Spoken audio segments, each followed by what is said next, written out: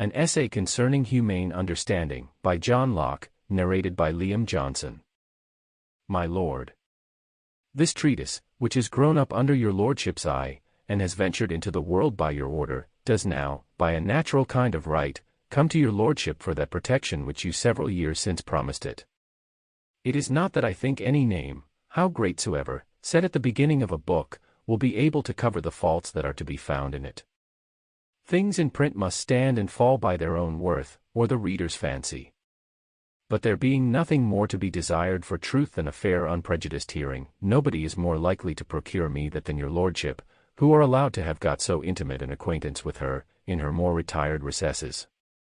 Your lordship is known to have so far advanced your speculations in the most abstract and general knowledge of things, beyond the ordinary reach or common methods, that your allowance and approbation of the design of this treatise will at least preserve it from being condemned without reading, and will prevail to have those parts a little weighed, which might otherwise perhaps be thought to deserve no consideration, for being somewhat out of the common road. The imputation of novelty is a terrible charge amongst those who judge of men's heads, as they do of their perukes, by the fashion, and can allow none to be right but the received doctrines. Truth scarce ever yet carried it by vote anywhere at its first appearance.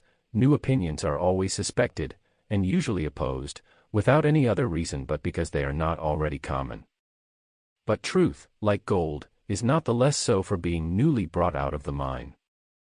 It is trial and examination must give it price, and not any antique fashion, and though it be not yet current by the public stamp, yet it may, for all that, be as old as nature, and is certainly not the less genuine. Your lordship can give great and convincing instances of this, whenever you please to oblige the public with some of those large and comprehensive discoveries you have made of truths hitherto unknown, unless to some few, from whom your lordship has been pleased not wholly to conceal them. This alone were a sufficient reason, were there no other, why I should dedicate this essay to your lordship, and its having some little correspondence with some parts of that nobler and vast system of the sciences your lordship has made so new, exact, and instructive a draught of. I think it glory enough, if your lordship permit me to boast, that here and there I have fallen into some thoughts not wholly different from yours. If your lordship think fit that, by your encouragement, this should appear in the world, I hope it may be a reason, some time or other, to lead your lordship further, and you will allow me to say, that you here give the world an earnest of something that, if they can bear with this, will be truly worth their expectation.